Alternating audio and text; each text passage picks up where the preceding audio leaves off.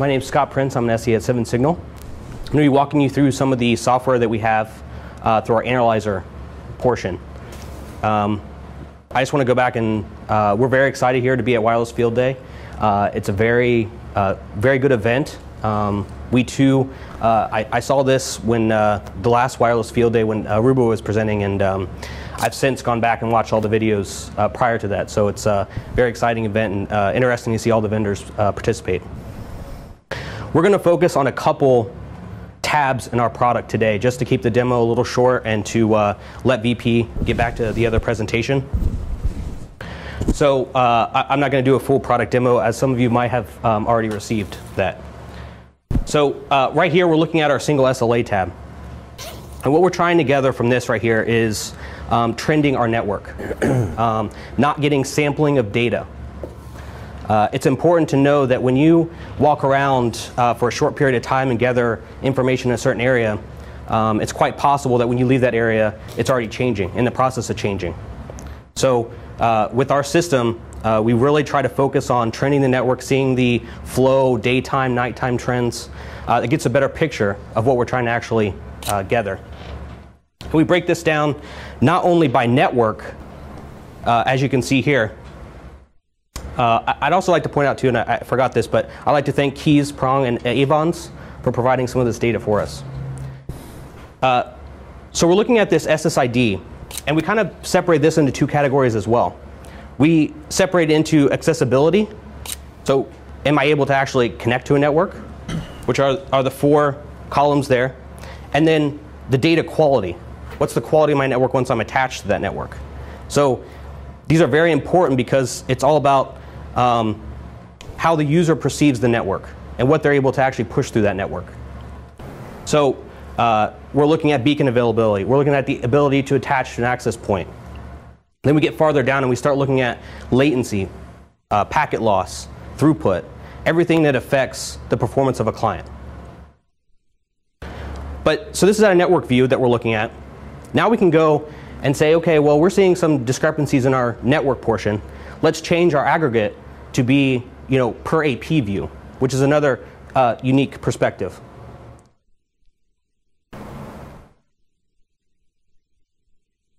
So we're not just looking at the network and saying, okay, this particular SSID in this area is having poor performance. But now we're also saying, let's look at this on a per AP, and let's see if we have a poor performing AP in the area and why this is generating. It's important to know that too, because one AP might be affecting the performance in an area. So if you have a poor performing AP, and I have two users that are attached to different APs in the area, one user's having a great quality of experience running their application, surfing the web, watching video, while the other user is having a poor experience. And this might be the call that you get, hey, I was using this application and it failed. And then you start asking yourself questions. Well, why is this person having a problem, but this person over here is not having a problem? They're all connected to the same network.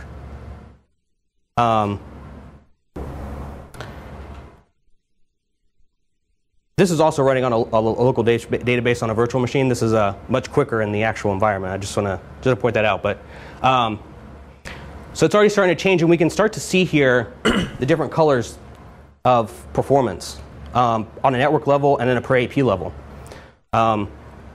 So now that we have this pulled up, we can really start to see that this particular AP, and as I scroll down too, you can already start to see the change of colors and performance per on AP level. So here we have an AP running the same network in the same area. End user quality is pretty good, or at least a lot greener than the other one. And as we scroll up, you can see all the red in this particular AP. So this goes back to knowing, trying to gather how those clients are connected, and really trying to tackle, how to start troubleshooting your network. Scott, I would maybe add here a couple of words about this box down here. So these are the target performance limits for the SLA. So you can define what kind of throughputs, what kind of success rate you expect to get, and then the coloring and the compliance here overall follows those limits, so it's configurable overall. That is a very good point, VP. Our product is highly customizable per user and per network as well. So when you go in to set these SLAs, these are SLAs based on your network. These aren't some predetermined number that we've come up with to say your network needs to perform at these levels. These are all, when we come in and either through us or through our partner, we help you determine the capabilities of your network so you can set reasonable targets for performance and user quality. Do you have some sort of like a learning mode or something along those lines where you go, listen, I understand my network is working fine, I believe it's working fine today. Listen, learn, don't alert on anything, and then after a week, we'll use whatever data we get back as our thresholds, or at whatever data plus 10% or whatnot. Absolutely. That's usually through our baselining process. Oh, there you go. So yeah, so VP will talk about this in the optimization presentation, but yeah, that's a good point, and yeah, absolutely. We want to see what your network's at and get it up to the highest maximum capability that network can perform, and then set our SLAs in place. And this protects us in many different ways, because if we only baselined, let's say for an hour over a week, you could have very big discrepancies amongst performance. I also want to show you our KPI list. As VP mentioned, it's 600 KPIs, which is quite a mouthful and quite a lot of KPIs. And realistic deployments, you're really looking 20 to 30 KPIs, but the ability is there to perform those 600 tests if you need to. And this is just a quick list. And I'm going to scroll through this fairly quickly. I hope you all can see, but it's quite a bit. We keep on going down and down and down and down. But I wanted to show this to you because I want to point out the fact that if you're a wireless expert, that's great. This product helps you even more. But if you're not a wireless expert, we have the ability, or we also give very good descriptions with how we're performing the test and what should be the result of that test. Is it a percentage? Should the percentage be bigger or smaller? So if you wear many hats in your network and can't devote all of your expertise to wireless, you can still deploy this product and get reasonable usability out of it and understand what we're actually calculating.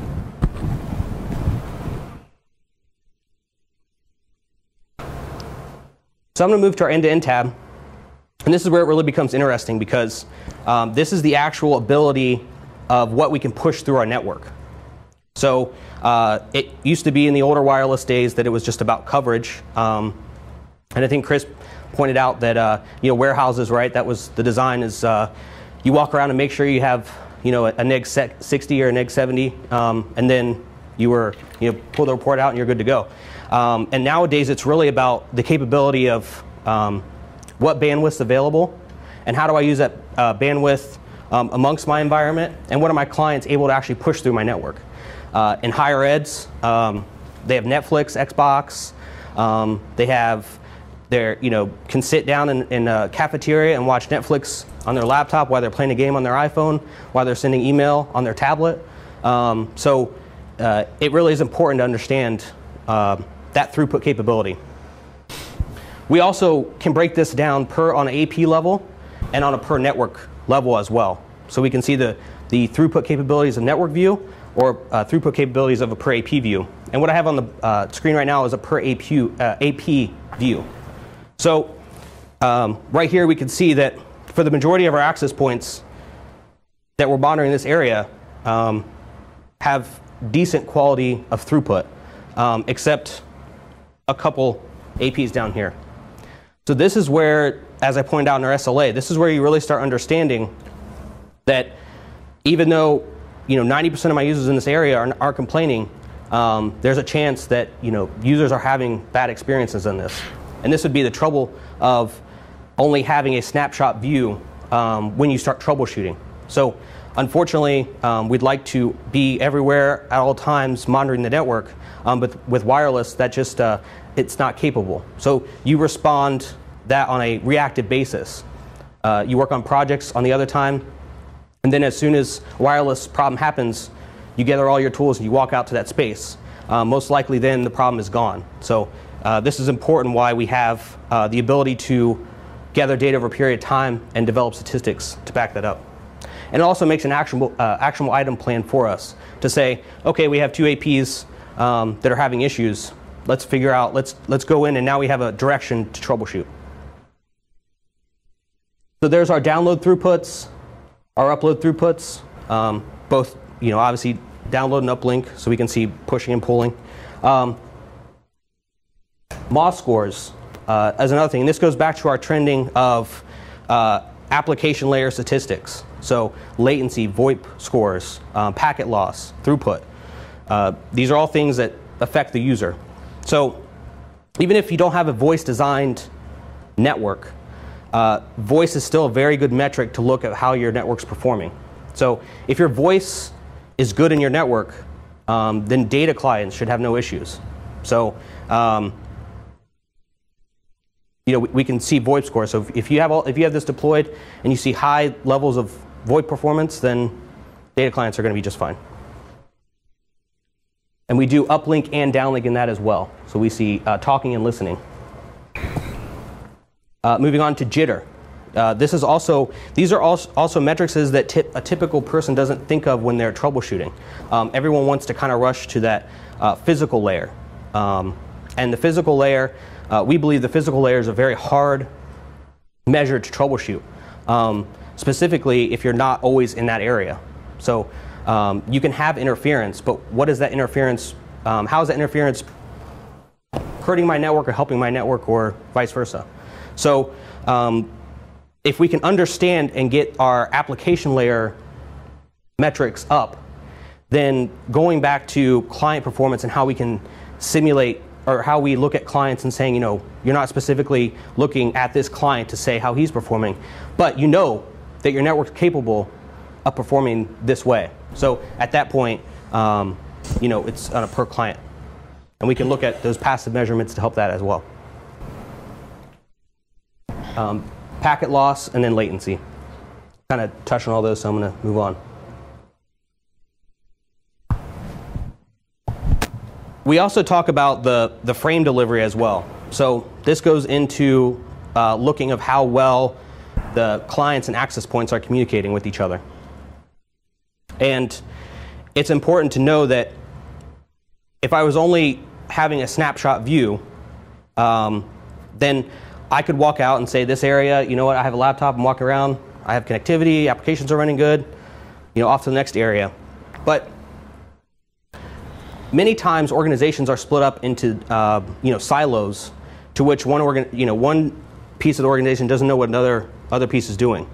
So if they're looking at rolling out new laptops or putting laptops in protective casings, and then they push that out, and as an administrator or wireless admin, you don't know how that affects your network, nor do you know when the problem exactly started. So if they do a small rollout, you might start to get calls here and there, and then once it's fully deployed, you have calls all the time, and you're like, wow, when did this actually start happening? Here we can come back and actually see, well, gee, during this date, my clients started to see really high spikes of having trouble communicating. What's going on? And if you're already baseline with our product, at that point, if you already have a product deployed in your baseline, then you get an alert to this prior to even having users calling in and complaining. So you start to see elevations in this retransmission. What's going on? Let me go take a walk. And then you realize that laptops are being deployed in metal cages with external monitors versus sitting on a cart walking around. So these are all processes in which you can start being a proactive troubleshooter instead of going in after the fact and trying to adjust your infrastructure to clients, because that's really a hard thing to do. If you took all the vendors and all the capabilities that you have in wherever you work now and try to tailor your wireless infrastructure work with every device. We can also correlate stuff like number of clients per AP. So we can see that how an AP negatively gets affected if there's tons of users. But it's also important to notice too that if I had 30 people connected to an access point and one of those users called in and said, hey, I had a poor experience, right then you would assume that, oh, it's because I have 30 people on that access point. And that might not necessarily be the case. You might actually be able to support 50 or 60 users per access point and not have a problem, depending on what they're doing at that time. So you could get a call and you look at that access point and say, I'll finish this up and I'll answer your question. You can get a call and say, hey, this area is having a problem. I looked at the access point. Oh, that's because there's 60 users. That's why you had a problem. And then you hang up. When really that AP could be performing and throughputs could be good on that. All the latency jitter application there. So I'm just watching you poke through the user interface. Are these images, static images created when you run the report, or are they generated in the browser using Flash or HTML5, or? Because I don't see any, hint of anything beyond just static images. Yeah, so we played the safe route and wanted to make sure that we had a local database imported, so I pulled up all this information. The one that you saw generating, that was it. What would you normally see it generate when you're pulling up tabs. Now I will say that all these tabs are customizable per user. So if you had our product deployed, you could walk through each tab and say, from a trending standpoint, I want to look at the past 2 days of end-to-end connectivity. I want to look at the past week of trending. I want to look at the past 2 days for frames, preset that up, and then save your configuration. And every time you logged in, all you have to do is hit the generate button. And that's not Flash driven. Okay, so yeah, that's Java based. It's Java based. Okay. All right. But the good thing about Java, it's good in the morning. So there is no. I think it's the morning. Java. So I think we're okay. Good thing about Java. So maybe one addition to this. So the matrices are pre-calculated there in the database to certain level, and when you pull them out here, so the user interface will not calculate the matrices anymore, but it will just generate the graphs.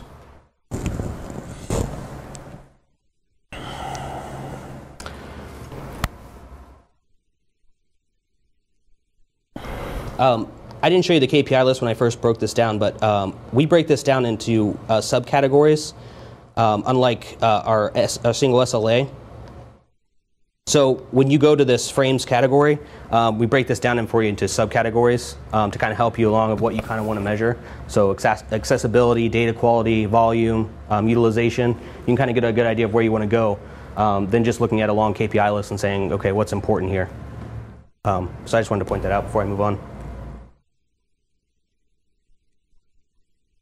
So I'm going to move on to the Spectrum tab.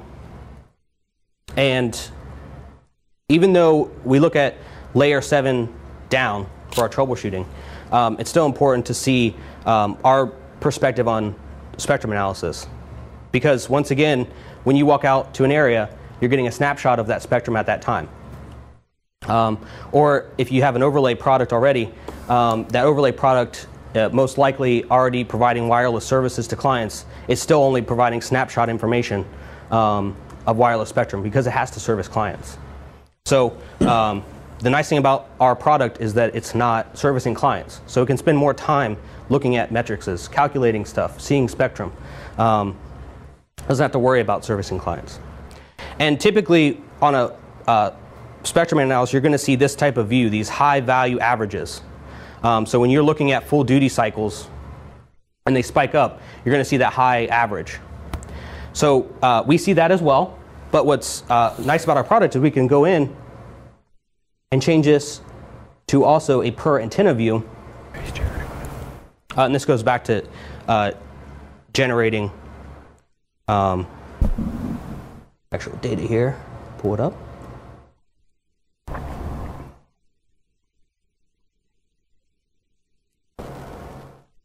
And because the way we use our product and it actually goes around each antenna and looks at the spectrum, we can get a pretty cool per antenna view of the spectrum versus a omnidirectional view. And then we also can look at a time axis view, or a lot of you know this as kind of a waterfall effect on other products. We call it a time axis view, but it's same thing. What's the resolution of your spectrum analyzer? 280 So the benefit of online viewers is 280 kilohertz. So it's pretty narrow resolution. So you here you can see this tip here, the missing OFDM central carriers there. So it kind of averages really nicely all the shapes there. Can you capture down to a Bluetooth single frequency? M only, right? Is ISM only? So could you see a Bluetooth spike? Yes, we do. Can. Absolutely. They are, they're all over the place when there is a Bluetooth traffic. Absolutely.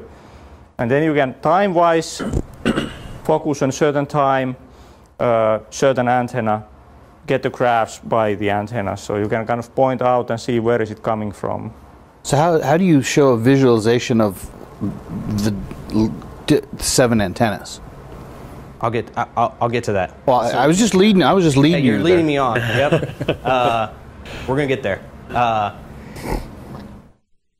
But I think it's important to realize too is that as people in your network, and you have, for some reason, everyone wants to use wireless devices. No matter Bluetooth is a big thing, right? If it has Bluetooth, I'm gonna buy it, right? So Bluetooth mouse, Bluetooth keyboard, Bluetooth headsets, Bluetooth on your phone, Bluetooth pins will be next. But what's important about this is knowing how it affects your network. So you could have some Bluetooth interference and it not affect your network. We've seen that happen in our product. But if you talk to the administrator and he just assumes that this area is a trouble area because it has Bluetooth. Well, I know that area has Bluetooth, so any call I get, I know why they're calling, which might not necessarily be the case. So that's why we use our layer 7 view down, because if latency, packet loss, throughput are all good, then it really doesn't matter what the spectrum is, because the user experience is fine. So is the hardware for the spectrum analysis, is that just the Atheros chipset information, or is there actually a physical spectrum analyzer in there as well? I can answer that. Yeah. So it's a separate chip that we use there. Okay. It's not Atheros. Thank you. Typically, this is a view that you guys are probably all familiar with, waterfall kind of effect. But why I like this also is because we're actually seeing history with our spectrum analyzer.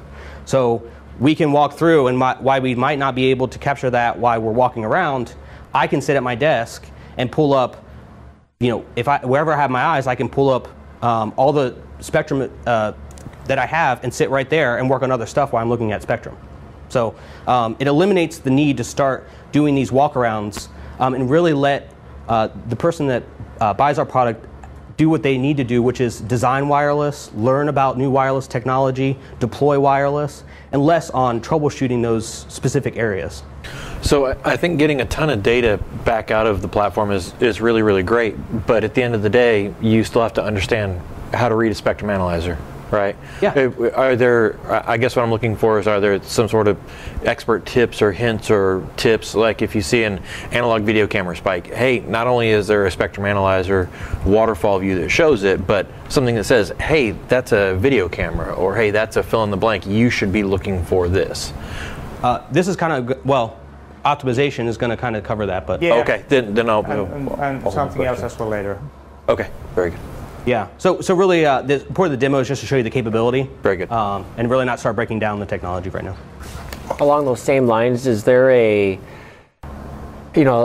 all the data points is awesome. It's great to have a ton of data and, but not too much data. Is there a view, because you talked about when you're going over the feature sets that you can have multi-user levels with showing different aspects of it. Is there a level that I could say give to not an RF expert, if this is deployed at a hospital, for example, just something I can give a local admin that just kind of shows, here's the health status of your network in a basic view, just to help them, if they're walking, a nurse calls and says, nurse's station on floor 5 is having issues. And you can just pull it up and say, okay, here's floor 5, there's something going on in there, we need to investigate. Typically, we probably used our single SLA for that particular area to look up how that performance is trending. I don't know, VP, do you have anything to add? Yes, we have some pre-configured specific reports that use information from several of those tabs that you were seeing, frames, active measurements, all those things. So you can configure them to run automatically if you want. So that's possible, and I think what you are looking after, I'm not sure if I'm right, but let me guess, is that you want to get some automation, what to do, what needs to be done. Well, no, it's more of reports. You know, the whole being proactive and not reactive is great, but we all know that in real life, you're reactive. Most of the time when there's an issue, it's because somebody's calling into a help desk or somebody's calling into the NOC saying there's an issue on here. So while you have the reports, that's great, but where's like, I think Sam brought this up earlier too, is more of like the live views of what's going on right now, and then for that dumbed down interface so that it's just, you know, if you go to floor 5, you know, the stoplights like we used the other day, the analogy of red bad, yellow okay, green good, just helping somebody understand is things okay, or there's issues up there that then we need to start diving down in deeper. If you have the expert rules, great, but it's more of a just what, you know, like that, that quick little, but not so busy. Yeah, the reason it's so busy is because I'm pulling a 2-week history. This normally our network trends usually stick about a week, network trends, but the nice thing about our product is that when you have the ability to set those SLAs, you're going to know about the problem before that user starts calling in. So the user is going to be working on that, and we're going to already have an SLA set. You know what? At throughput dropping, you know, below 15 megs, I want an alert. When their application might fail at 10 megs, you already know at 15. So you know at the highest capable that your network's used, you set those SLAs. So you know you're getting that max output. Okay, I guess we're talking two completely different things. Then we can talk later. The dashboard. I mean, we can go over the dashboard real quick. This might be the dashboard view is when you log into this, it's going to give kind of a how's my network viewing at the time you log in of the areas, but most of the time you don't have anything selected. Most of the time, you're going to... I mean, for the settings. Most of the time, you're going to already be alerted prior to that. Scott? Yeah. So, down there, service area view. Oh. But if you were to...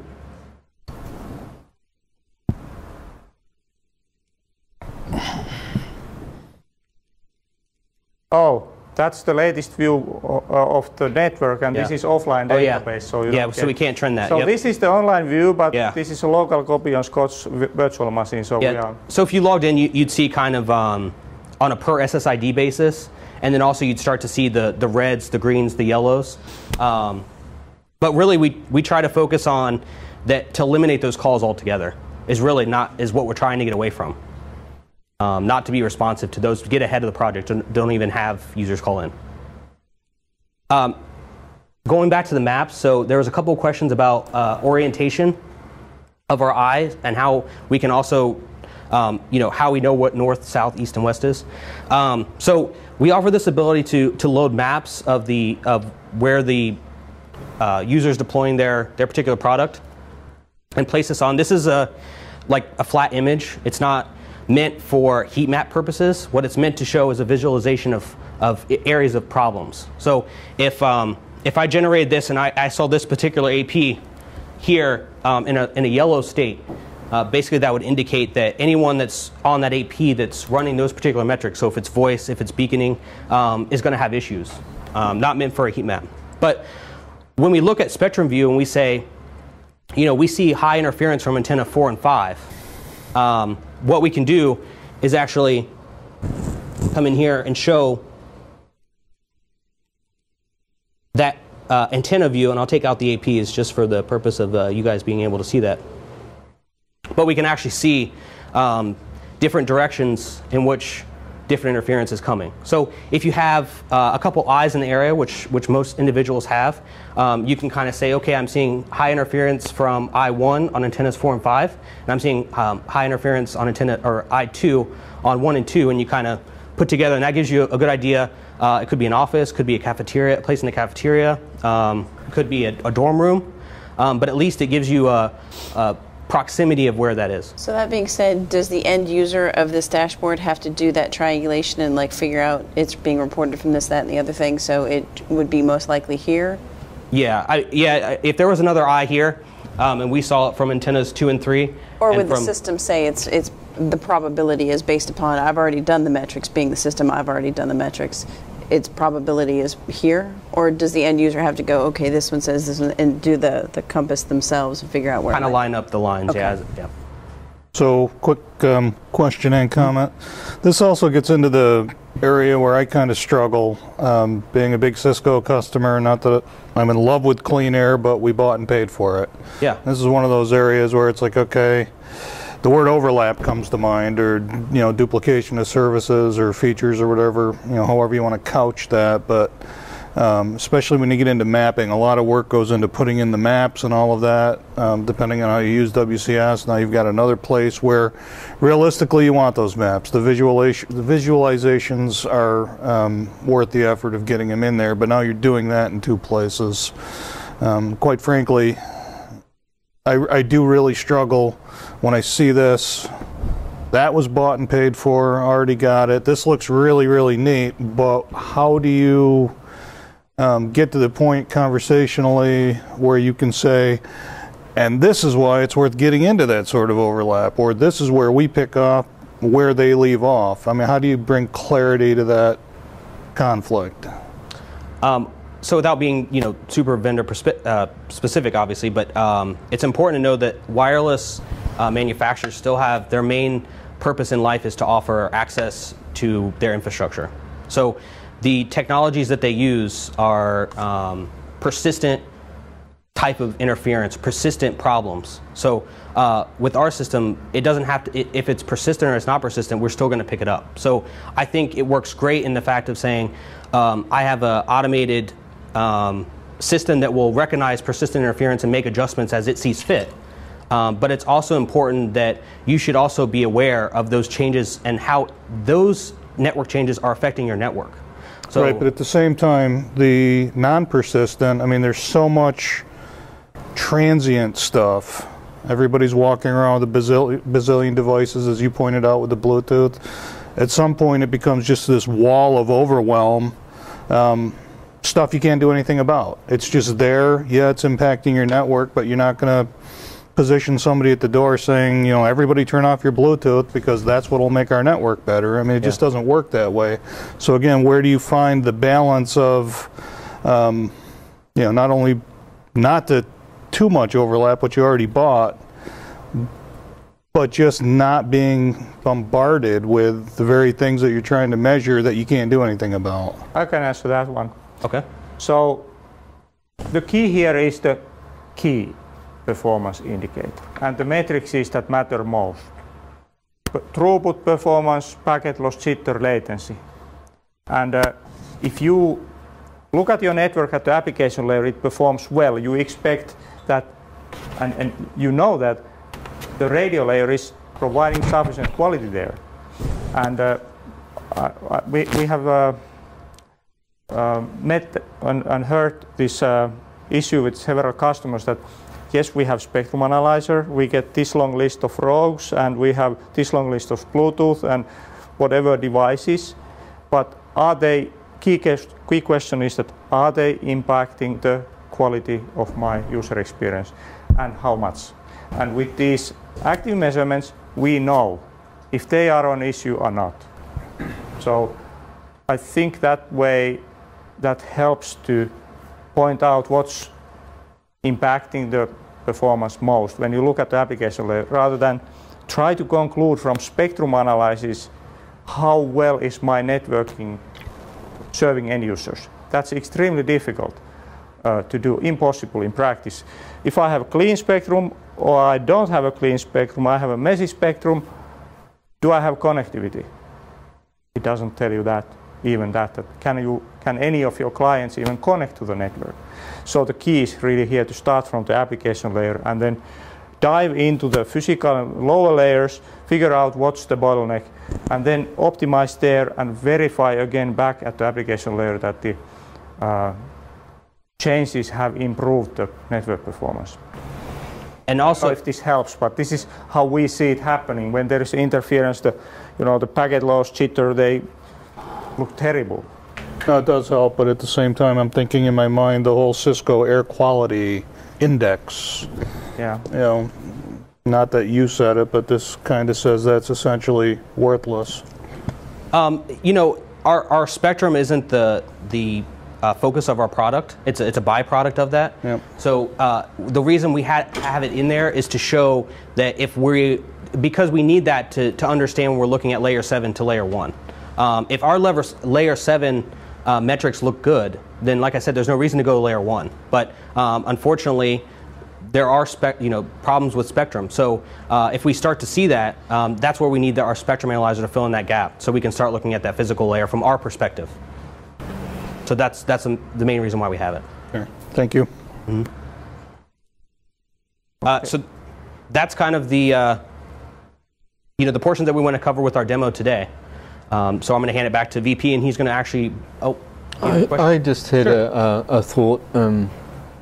A lot of customers are used to using network monitoring tools that are basically they're giving them information from the controllers, from switches, and that, or what the performance of their network is like going through that. How would you position this for those type of customers who are really, I mean, they're used to looking at, we're getting SNMP traps coming into our systems, we're figuring out whether the WLC is still up and running, that kind of thing. So I think the key difference here is that the iUnit, that's a client device. It's looking at the network as client device sees it, as it experiences it. We are looking outside in through the data pipe, data services, how well they are working. When you pull out information from network elements, how they think they are doing, you are getting one piece of it. So you are not getting the end-to-end view, but you are getting the partial view, kind of silo, that this is the AP, this is the control, this is the switch. This is how switch thinks it's doing. But that correlating that information, how end user sees how the network is doing, is extremely difficult. So I mean, I must admit, in thinking about it, most people who are administrating a large network would be thinking about it from the point of view as, are my APs staying up? Are my controllers actually functioning well enough that they're keeping working? They're not even thinking about whether they can see the network from the client's point of view. So it's, what I'm kind of asking is, how would you get the message across that this is going to be a valuable addition to their monitoring efforts for their network? And that's extremely important point. That's really what we do. That's what we highlight. That's the core of what we do. Bringing the end user view. That's anyway what matters most. If the network works well from end user point of view, it really doesn't matter what's inside there. But obviously, it matters quite a bit. So to make it really work well. So we think this assurance capability will enable rolling out applications to wireless networks that would otherwise not be able to use it. Wireless LAN might not be reliable enough. Secondly, is the overall effort that if you can't see what's going on in the network, and you rely only on troubleshooting tools locally here and there, it's really difficult to get an overview over the time and all over the network what's going on.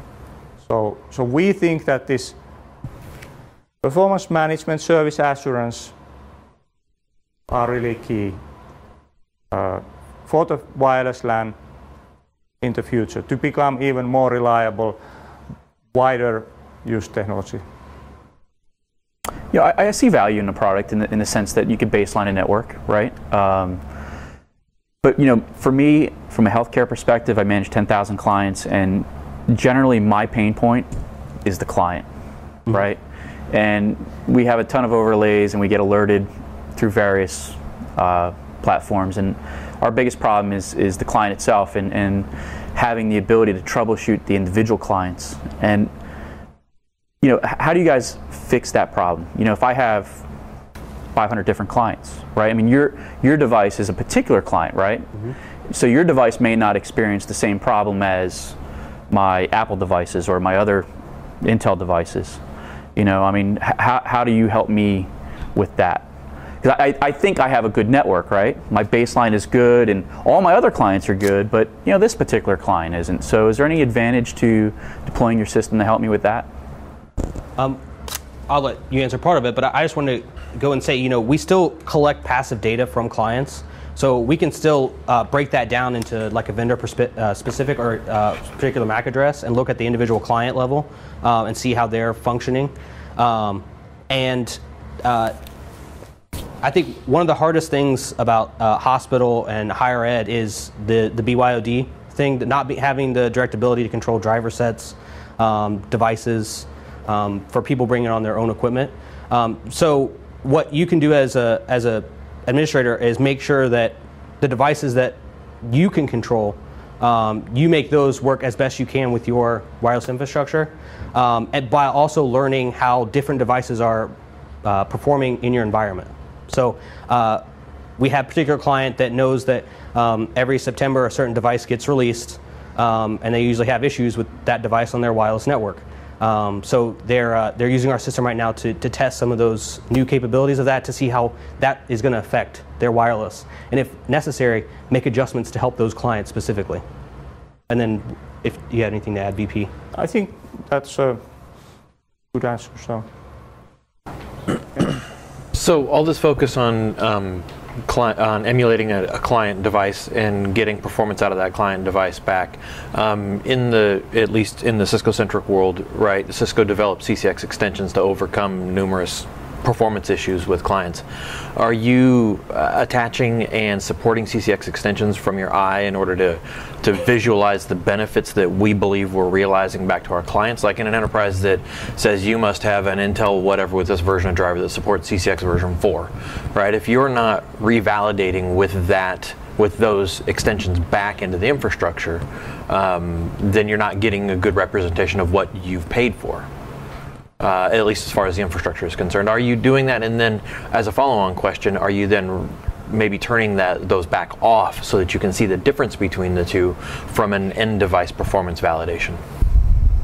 Yeah, I can answer this. So the key here is really that, for example, with CCX versions, functionalities that you run there, you might be able to improve the overall network, like noise levels, utilization, things like this, that will impact any clients there. So always when you make changes to network, as you said, it's important to validate what's the impact, which one works better. I think that's really the important thing to do. As of today, the card, the driver we run, it doesn't this time run a CCX standard. So. Okay. I think that would be really important from a feature request perspective. And then, of course, validating numerous different states or emulating different types of clients. Yeah. I think it would be very, very telling. And maybe not. It'd be nice if your client could be CCX. Yeah. Yeah. But even better than that, in the passive mode, you should be able to decode what the CCX clients are saying, and see that affect that they said that absolutely help. We have done that so that there are a bunch of clients rolled out. Then we select those, we look at the data they have. So before, after, we do that often. And we choose those clients that we want to follow on. And that's a way to do it already today, so passively. But not so that show me all CCX4 clients or CCX3. But I mean, if a client's running CCX4, can you decode the Cisco specific pieces in the frames and say he's trying to do X? Did he actually achieve that? At this time, not related to CCX. I think that's a good thought for the development. Yes. Yeah. Okay. Next question. Starting with the statement. First, I don't believe Cisco Clean Air cleans any air. It just lets you see that you have dirty air. Yes. Yeah. And all it does is move you away from the problem. You have this sophisticated system that can see a problem. Does it fix anything? So, So it's a sensor. It sees that there's an issue. So this goes on to our optimization presentation. So I'd like to switch I'm over just to here that to lead you to the next so step. I think it's important because I think some of those questions are going to come on of, okay, we see this data, how do we put it in to make actionable items for our network? Two items still to cover, and we are kind of short on time. So the optimization presentation and the product releases, which both are, I think, important. And there have been several questions on this. What do I do with this data? What can you do with the data? I'll disconnect. Let you go. I thank you for your time. It was an honor to be here to present in front of you guys. Thank you very much. Thank you. Thank you.